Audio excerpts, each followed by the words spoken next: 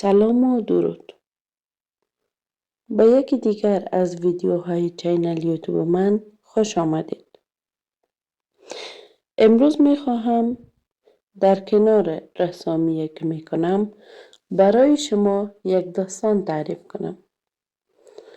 یک داستان از مردی که از گل رویا می ساخت. برای شنیدن داستان و دیدن رسامی ما لطفاً ویدیو را تا آخر ببینید. در یکی از روستاهای دورافتاده افغانستان، جایی که کوههای بلندسایه‌شان را بر خانه‌های گلی انداخته بود، پسری زندگی می‌کرد که با دیگر کودکان فرق داشت.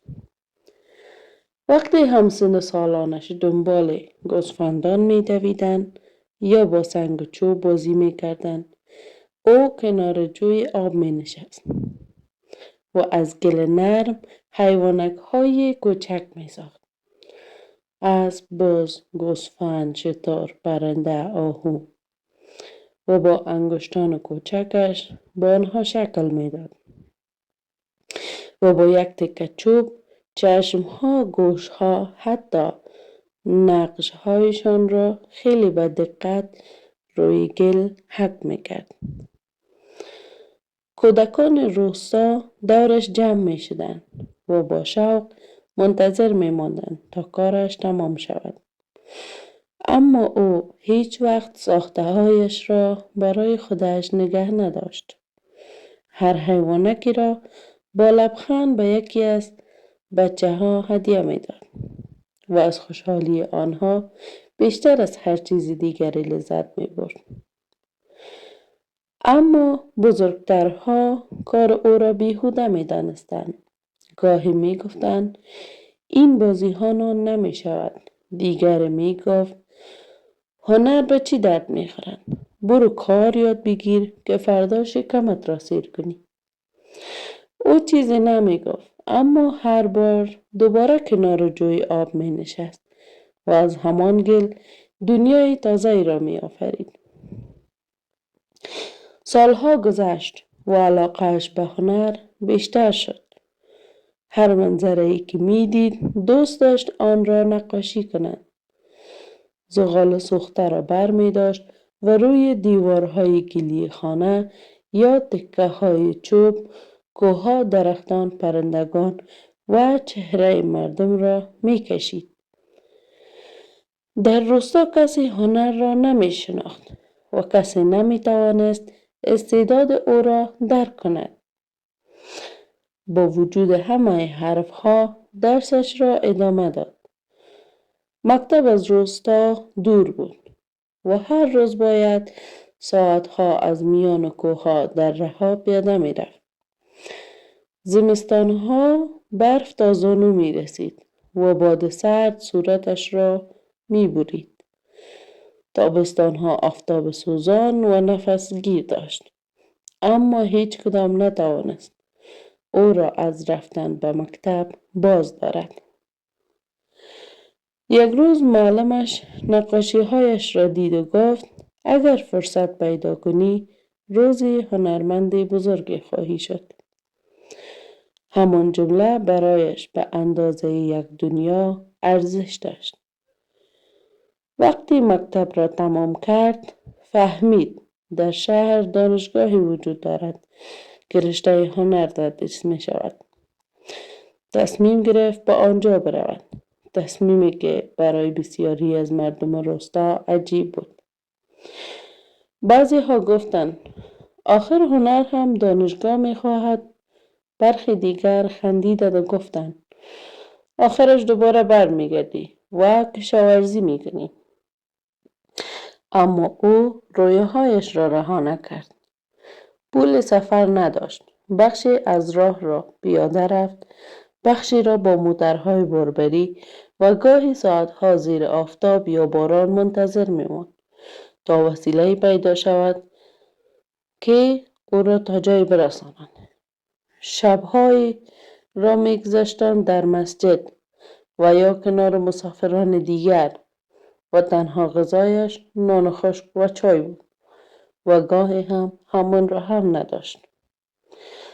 اما با وجود تمام این مشکلات بالاخره خود را به شهر رساند. وقتی به شهر رسید تازه فهمید راه رسیدن به آرزو آنچنان که تصور میکرد آسان نبود و سخت‌تر از هر چی که فکر میکرد بود. ولی گویا زمین و زمان دست به هم دادند تا این شخص را به آرزویش برسانند. با وجود تمام مشکلاتی که داشت، شهر جدید، افراد جدید، زندگی جدید برایش خیلی خوشایند بود و زندگی هنری جدیدش را خیلی دوست داشت و برای رسیدن به آرزوهایش با جان و دل تلاش میکرد.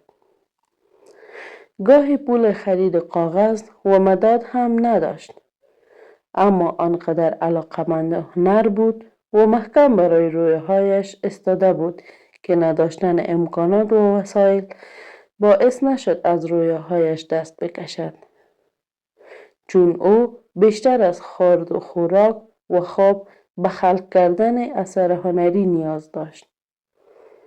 گویا او با هنر نفس میکشید و با آثار هنری تغذیه میشد. استادان دانشگاه خیلی زود استعدادش را شناختند. آثارش یکی پس از دیگری در نمایشگاه‌های هنری به نمایش درآمد و تحسین همه را برانگیخت. او با بهترین نمره‌ها از دانشگاه فارغ شد و تحصیلاتش را ادامه داد. سالها بعد همان دانشگاهی که روزی با لباسهای ساده و کفش‌های خاک‌آلود واردش شده بود، از او دعوت کرد تا به عنوان استاد هنر تدریس کند. روز نخست تدریس، لحظه‌ای که پشت میز ایستاد و به صنف نگاه کرد، یاد روزهای افتاد که در روستا از گل حیوانک‌ها می‌ساخت و مردم می‌گفتند هنر ارزشی ندارد. لبخندی زد و درسش را با این جمله آغاز کرد: استعداد هدیه خداوند است، اما شکوفا شدن آن نتیجه صبر و تلاش انسان است. او فقط استاد هنر نبود، بلکه استاد امید هم بود. اگر محصل توان خرید وسایل هنری را نداشت، بی سر و صدا برایش تهیه میکرد. اگر کسی از آینده ناامید میشد، داستان زندگی خودش را تعریف میکرد. از روزهایی که کیلوها متر پیاده راه میرفت، از شبهایی که با شکم گرسنه درس میخواند و از روزهایی که تنها سرمایه‌اش یک رویا بود. سالها گذشت. صدها محصل از صنف او فارغ شدند. بسیاری از آنان استاد، نقاش، طراح، مجسمه‌ساز و هنرمند شدند در رشته‌های متفاوت و هر کدام در گوشه از کشور و یا خارج از کشور به آموزش و آفرینش هنر پرداختند. سرانجام روز بازنشستگی فرا رسید.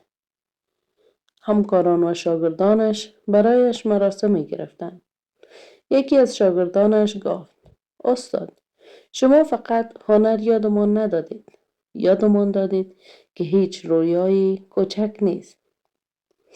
او لبخندی آرامی زد و پاسخ داد: اگر امروز شما از من پیشی گرفته اید، یعنی تمام رنج‌های زندگیم ارزش داشته است. چندین سال بعد دوباره به همان روستای کودکیش بازگشت. ولی خیلی سال گذشته بود. این بار با همسر و فرزندانش بازگشت. روستا رنگ و بوی متفاوت ولی آشنا داشت. و این هنرمند آنقدر شیفته زادگاهش بود که حتی فرزندانش نادیده زادگاه پدرشان را دوست داشتند. آنقدر که حتی با یادآوری اسم زادگاه پدرشان اشک در چشمانشان جاری می شد. این بار دیگر در روستا کسی به هنر نمی خندید. مرد داستان ما بعد از مدت یک صنف کوچک برای کودکان راه انداخت که در آن هنر می آموخت. هر روز چند کودک دورش می نشستند و او نخستین درس را نه با پنسل بلکه با گل آغاز نمود. مانند سالهای کودکی از گل نرم اسب، پرنده، باز، گوسفند می ساخت و بعد گل را به دست کودکان می داد تا خودشان خلق کنند. وقتی یکی از بچه ها پرسید استاد شما این هنر را از کجا یاد گرفتید؟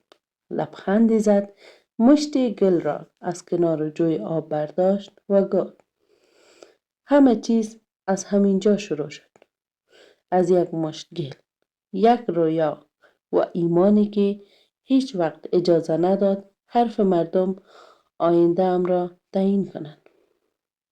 و کودکان نیز با دستهای کوچک و گلالود خود رویاهای تازه شکل می دادند. درست همان گونه که سالها پیش این مرد در کودکیش از گل آینده خودش را ساخته بود. بله، انسان اگر رویایی در ذهن خود می پروراند باید به همان اندازه برایش تلاش کند تا به آرزوهایش و زندگی رویایی خود برسد. خیلی سپاسگزارم که تا این دم ما را همراهی کردید. امیدوارم همه شما عزیزانی که این ویدیو را میبینید و داستانهای مرا میشنوید به تک تک از رویاهایتان برسید. و همچنان من برای رسیدن به رویاهایم به لایک و سابسکرایب شما ضرورت دارم. تا دیدار بعد، خداوند حافظ و نگهدار شما باشد.